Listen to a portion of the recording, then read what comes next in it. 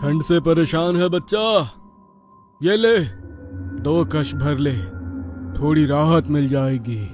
रंजन पहले से ही बहुत घबराया हुआ था। इस समय उसे बाबा की कही बातों को मानने के अलावा कोई और चारा नजर नहीं आ रहा था। थोड़ा सा कुचाते हुए उसने हाथ आगे बढ़ाया और चिल्लम बाबा के हाथों से लेकर 2 गहरे कश खींच लिए। अपनी बात कहने के बाद बाबा फिर से सर झुकाकर अपने चिल्लम सूखने में व्यस्त हो गए। रंजन कुछ पल वहीं खड़ा रहा और फिर चुपचाप बाबा के बताए रास्ते पर आगे बढ़ने लगा।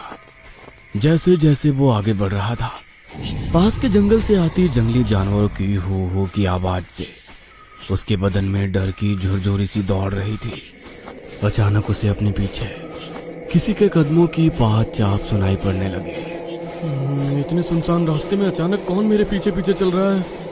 किंतु बाबा ने कहा था मुझे पीछे मुड़कर नहीं देखना है। क्या करूं, कुछ समझ में नहीं आ रहा। रंजन अभी कुछ समझ पाता कि उसे अपना नाम सुनाई दिया। रंजन, रंजन, इतनी जल्दी मेरी आवाज भूल गया? अपना नाम सुनकर रंजन ने चौंक कर पीछे मुड़कर देखा तो उसे अपने ठीक पीछे वही बाबा दिखाई देते हैं। आओ, मैं तुम्हें ये रास्ता पार करा देता हूँ। तुम्हें डर लग रहा था ना? बोलो, कहाँ तक जाओगे? लेकिन अचानक से बाबा यहाँ कैसे आ पहुंचे और उन्हें कैसे पता मुझे डर लग रहा है? लगता है तुझे मेरी मदद की जरूरत नहीं। नहीं, ऐसी बात नहीं है। बस मेरा कोई ठिकाना नहीं बाबा, काम की तलाश में निकला था। रात में किसी गांव में डेरा लगा लूंगा, सुबह फिर काम ढूंढने निकलूंगा। इस रास्ते से दाएं घूम जाना, आगे एक जंगल दिखाई देगा। वहां पर एक बूढ़ी रहती है, किसी विश्वास के आदमी को ढूंढ रही है जो उसके बंगले की मरम्मत कर दे। बदले में तुम्हें अच्छे रकम दे देगी, लेकिन उसकी एक शर्त है कि बस अपने काम से काम रखना होगा। घर में किसी सामान को हाथ नहीं लगाना है और बूढ़ी से कोई सवाल भी नहीं करना है। एक और बात का ख्याल रखना, बूढ़ी औरत के पीछे जाने की गलती कभी ना करना। मुझे बस काम मिल जाए, इसके अलावा मुझे उस बूढ़ी से कोई मतलब नहीं। आपका बहुत बहुत धन्यवाद बाबा, लेकिन इतनी रात गए क्या वहां जाना सही रहेगा? तुम जाओ, वो बुढ़िया रातों को सोती नहीं है, तुम्हें वो तुम्हारा इंतजार करती मिलेगी। रंजन को बाबा और उनकी बातें अब भी और रहस्यमय लग रही थी, लेकिन इस समय उसके पास ना तो रात गुजारने का कोई साधन था, ना काम का ठिकाना। काम के लालच में वो बाबा के बताए सुनसान रास्ते की ओर मुड़ गया। कुछ देर बाद उसे एक पुराना सुनसान सा बंगला दिखाई दिया। बंगले को देखकर ऐसा लगता तो नहीं कि यहाँ कोई रहता होगा। जैसे ही रंजन बंगले के दरवाजे के सामने पहुंचता है, वो दरवाजा खुद ब खुद खुल जाता है और उसके सामने काले घाघरे और चुनरी से मुंह छुपाए एक बूढ़ी दिखाई देती है। कौन हो? यहाँ क्या करने आए हो? माई, आपको मिस्त्री की जरूरत है? मैं आपका काम पूरा कर दूंगा, बस काम की तलाश में यहाँ आया हूँ। हाँ ठीक है, मुझे ज्यादा सवाल करने वाले लोग पसंद नहीं। बातें नहीं, बस काम पर ध्यान देना। जी समझ गया। और मेरी दिहाड़ी? पैसों की तू चिंता मत कर, तेरी इच्छा से ज्यादा ही मिलेगा। बूढ़ी उसे अपने साथ बंगले के अंदर ले जाती है। अंदर का माहौल कुछ अजीब था।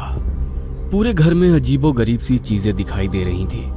जगह जगह छोटे छोटे आईने लटके दिखाई दे रहे थे और उन आईनों के साथ अलग आकार की काले कपड़े से बनी गुड़िया लटकती हुई दिखाई दे रही थी।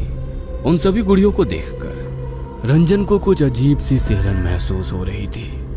काली गुड़िया की आंखों के आसपास लाल रंग टपकता दिखाई दे रहा था, जिससे वो बहुत भयानक दिखाई दे रही थी। ये घर कुछ अजीब सा क्यों महसूस हो रहा है मुझे? इतने अजीबोगरीब सामान, लेकिन बुढ़िया ने कहा है कि कोई सवाल नहीं करना है। इसलिए अपने मन की शंका मन ही में दबाए रंजन बंगले के उस भाग में पहुंच जाता है जहां पर उसे मरम्मत का काम करना था। बुढ़िया ने उसे रात में ठहरने को एक कमरा दिखा दिया और अगले ही दिन से काम शुरू करवा दिया। इस आंगन को खोद कर यहाँ पर एक पक्का कुआं बनाना है। कर पाओगे? मेहनत का काम है।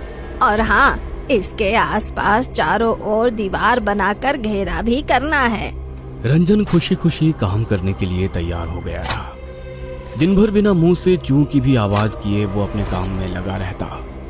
बदले में बुढ़िया उसे दुगनी मजदूरी और दोनों टाइम का खाना खिला देती। 1 सप्ताह के बाद काम पूरा हो गया, ये ले तेरा हिसाब। डिमरी गांव से आया है ना तू? हाँ, डिमरी से ही आया हूँ, लेकिन आपको कैसे पता? रंजन की बात सुनकर बुढ़िया ने गुस्से से उसकी ओर देखा। बोला था ना कोई सवाल नहीं। सुन, मेरा एक काम करेगा। तेरे गांव में एक आदमी रहता है, सज्जन सिंह, जानता है उसे? नहीं, जानता तो नहीं हूँ, लेकिन उसकी गांव में एक बड़ी दुकान है, इसलिए नाम सुना है उसका। मेरा दूर का रिश्तेदार है, उस तक कुछ सामान पहुंचाना है। तुझे इस काम के बदले मैं थोड़े पैसे और दे दूंगी, करेगा ना? रंजन खुशी खुशी बुढ़िया का सामान पड़ोस के गांव तक पहुंचाने को तैयार हो जाता है। बुढ़िया ने एक पोटली बांधकर उसे थमाई और कुछ पैसे देकर विदा कर दिया। रंजन ने एक सप्ताह काम करके अच्छा धन इकट्ठा कर लिया था। पोटली लेकर वो सज्जन सिंह के घर पहुंच जाता है। जी, क्या आप ही सज्जन सिंह हो? और सज्जन सिंह के लिए ये सामान उनकी किसी जानने वाली ने भिजवाया है। कहाँ से आए हो? किसने भिजवाया है? मुझे ज्यादा जानकारी नहीं है, मैं तो साथ को उस दूर काम करने गया था। वहीं एक बुढ़िया मिली जिसने ये सामान आपको देने के लिए कहा। सज्जन सिंह हैरानी से वो पोटली खोलकर देखता है तो उसकी चीख निकल जाती है। तुरंत ही वो उस पोटली को वापस बांधता है और उसे वापस पकड़ा देता है। इसे तुरंत वापस देकर आओ, जिसने तुझे ये दी है। ये मेरा सामान नहीं है, और खबरदार, अगर आज के बाद यहाँ दिखाई दिया, मुझसे बुरा कोई नहीं होगा।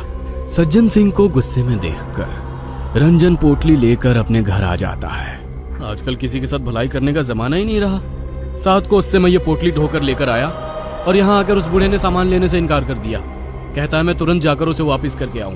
अरे छोड़िए ना, आपको क्या जरूरत है वहाँ जाने की? इसमें जो भी सामान है उसे हम रख लेते हैं। कोई मूर्ख ही होगा ना जो इतनी दूर ये सामान लौटाने जाएगा।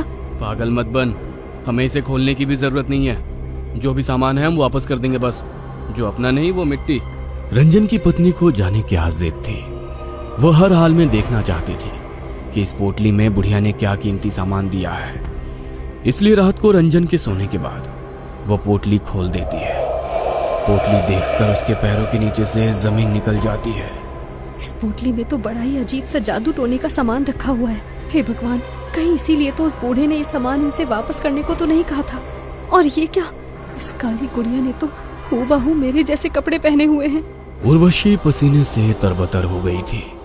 अगली सुबह, सुनिए जी, ये पोटली उस बुढ़िया को वापस देकर आइए, और चाहे जो हो जाए आप वहाँ एक पल को भी ठहरना मत। तूने ये पोटली खोली थी क्या? नहीं नहीं, मैंने कुछ नहीं देखा, बस तुम ये वापस देकर आओ। रंजन वो पोटली लेकर घर से निकलकर अभी कुछ ही दूर पहुंचा था कि सज्जन सिंह के घर से रोने की आवाजें सुनाई दी। अरे भाई, बड़ी बुरी मौत हुई सज्जन काका और उनकी पत्नी की। लगता है किसी ने मारकर फांसी पर लटका दिया हो। लेकिन हैरानी की बात तो ये है कि कमरा अंदर से बंद था। ऐसा कैसे हो सकता है भला? भाई, मुझे तो कुछ ऊपर का चक्कर लग रहा है। ये किसी इंसान का काम नहीं हो सकता। हालत देखी थी दोनों की, पूरा शरीर ऐसे मरोड़ा हुआ था जैसे कोई कपड़े की गुड़िया को मरोड़ता है। रंजन को गांव वालों की बात सुनकर एक झटका सा लग गया था। एक के बाद एक उसे सज्जन सिंह की कही हुई बातें और पोटली देखने के बाद डर से सफेद पड़ा चेहरा याद आने लगा। ना जाने क्या पहेली है इस पोटली की। कल मैंने ये पोटली दी और आज सुबह उसकी मौत हो गई। रंजन तेजी से बुढ़िया के बंगले की ओर बढ़ा जा रहा था। आज जब वो बंगले के सामने पहुंचा तो पाया बंगले के दरवाजे पर एक ताला लटक रहा है और बंगला भी उसे कुछ ज्यादा ही सुनसान सा नजर आया। रंजन अब इस बंगले और बुढ़िया का सच जानना चाहता था, इसलिए वो ताला तोड़कर उसके अंदर घुस जाता है। अंदर का नजारा देखकर उसकी आंखें आश्चर्य से फैल गई थी। बुढ़िया के कमरे में 3 नई काली गुड़िया लटकी हुई थी और उसमें से एक गुड़िया के कपड़े उसे कुछ जाने पहचाने नजर आ रहे थे। रंजन घबराकर उस बंगले से निकलकर बाहर सड़क की ओर आ जाता है। भाई, कुछ पता है ये बुढ़िया कब तक लौट कर आएगी? रंजन की बात सुनकर उस आदमी ने उसे ऊपर से नीचे तक घूरते हुए कहा, पागल पागल है क्या भाई? ऐसा क्यों कह रहे हो भैया? क्योंकि यहाँ कोई नहीं रहता। 50 साल से लटका है ये ताला। और हाँ, भूत बंगला है ये। रात के समय भटकना भी नहीं उसके आसपास। हाँ। उस आदमी की बात सुनकर रंजन की रीढ़ में ठंडक दौड़ने लगी। क्या? भूत बंगला? भाई, मेरे दादा कहते थे किसी डायन का बंगला है ये। इसमें वो तरह तरह के टोटके टोना किया करती थी। एक तांत्रिक था जिसने इस डायन की चोटी काट कर इसे जला दिया था। तब से ये बंगला ऐसे ही पड़ा हुआ है। कहते हैं आज भी रात के समय इस रास्ते से गुजरने वाले लोगों को वो डायन दिखाई दे जाती है और उस तांत्रिक का पता पूछती है। अपने सूखते हलक से रंजन ने अपना आखिरी प्रश्न किया। तांत्रिक? कहाँ रहता है वो तांत्रिक? कुछ मदद कर पाओगे क्या? भाई सुना है उसने इस डायन को मारने के बाद ये काम छोड़ दिया और दूर किसी गांव में जाकर बस गया। उसकी पहचान अब किसी को नहीं पता। बातें करते हुए रंजन बंगले से कुछ दूर तक आ गया था। आदमी के जाने के बाद अब मुझे ये पहली समझ में आ रही है। जरूर सज्जन सिंह वही तांत्रिक है जिसे वो बरसों से ढूंढ रही थी, और उसे मारने के लिए उसने मुझसे इस पोटली में जरूर कोई तंत्र का सामान भिजवाया था जिसने सज्जन सिंह और उनकी पत्नी की जान ले ली। लेकिन अब मैं इस पोटली का क्या करूं? रंजन कांपते हाथों से उस पोटली को उठाकर जंगल की ओर फेंककर अपने गांव लौट आता है। गांव आने के बाद उसने अपने घर का दरवाजा खोला तो उसे उसकी पत्नी भी सज्जन सिंह की तरह रहस्यमयी हालत में फंदे से लटकी हुई दिखाई देती है। पत्नी के जाने से रंजन पूरी तरह टूट गया था। वो हर पल खुद को ही उर्वशी की मौत का जिम्मेदार मान रहा था। आधी रात का समय था। रोते रोते शायद रंजन की आंख लग गई थी। तभी उसे अपने दरवाजे पर दस्तक सुनाई देती है। रंजन दरवाजा खोलता है तो उसके सामने फिर से वही मनहूस पोटली रखी दिखाई देती है। डर से रंजन पसीना पसीना हो रहा था। घबराकर वो इधर उधर देखता है। कुछ ही दूर पर पेड़ की ऊंट में एक काले कपड़े वाली बुढ़िया घूंघट के पीछे से झांकती हुई उसे नजर आती है, क्योंकि जो पीछा छोड़ दे वो डायन नहीं